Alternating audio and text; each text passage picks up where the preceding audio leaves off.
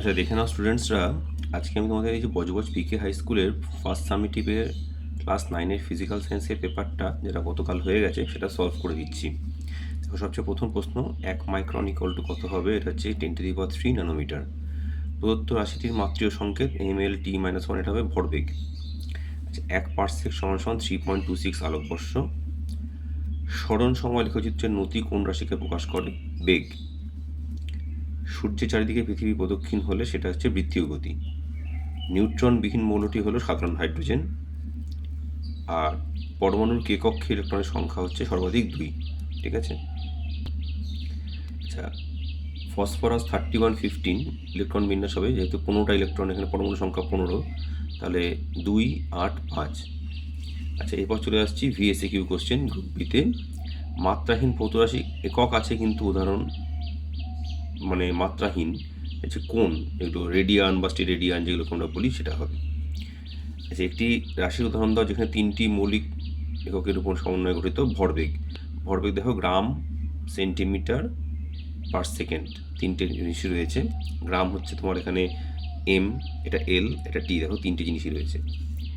1 angstrom সমান কত metre? 10⁻⁻10 metre. 1 গ্রাম ঘন সেন্টিমিটার কত kilogram per metre cube? 1000 kilogram per metre cube. সমবেগে গতিশীল বস্তু কণা ত্বরণ কত? 0।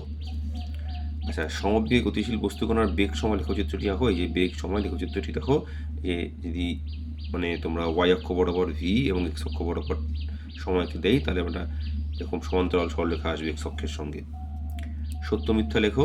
সব স্থিতি বা গতি হলো আপেক্ষিক। সত্য। দূরত্ব সরণ একটি পার্থক্য লেখো। আমি লিখে দিয়েছি দূরত্ব শূন্য হয় না, সরণ শূন্য হতে পারে। তোমরা স্কেলার ভেক্টরও লিখতে পারো, কোনো অসুবিধা নেই। ক্যাথোড রশ্মি হলো ড্যাশ কণিকার স্রোত, ইলেকট্রন কণিকার স্রোত। আচ্ছা, সত্য মিথ্যা একটা দিয়েছে, এখানে পরমাণুর ভিতর বেশিরভাগ স্থানই ফাঁকা। সত্য।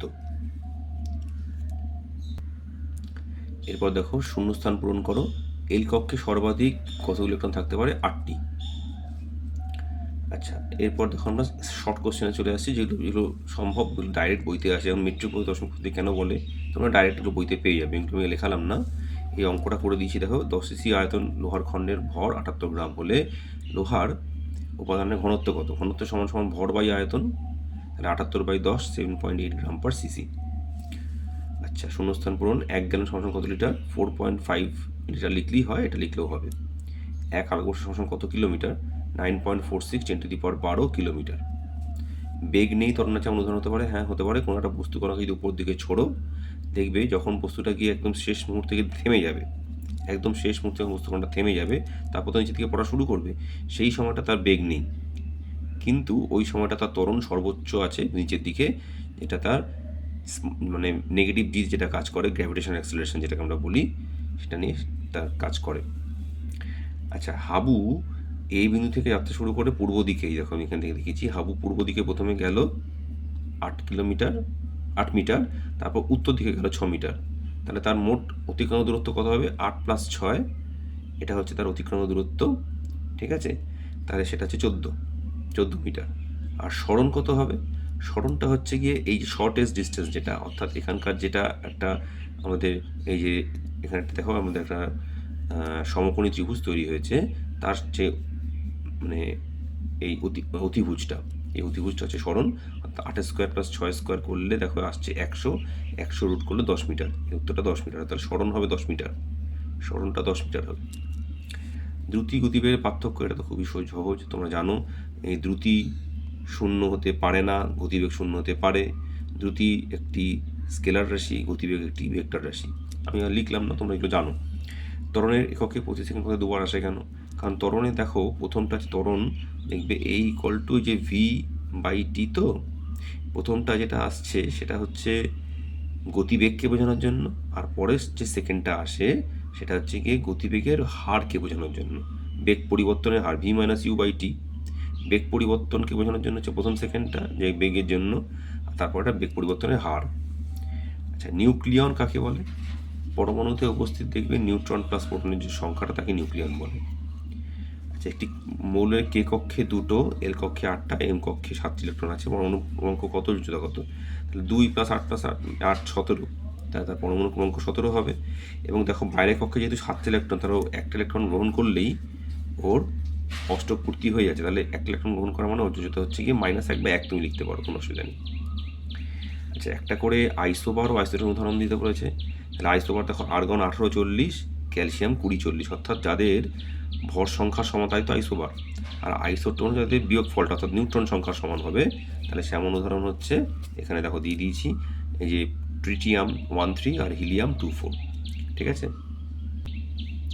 আচ্ছা, এবার চলে এলাম একদম শেষ আমাদের লং অ্যান্সার, যেটা ভালো তুলাযন্ত্রে কী কী গুণ থাকা দরকার, এগুলো তুমি বইতে পেয়ে যাবে।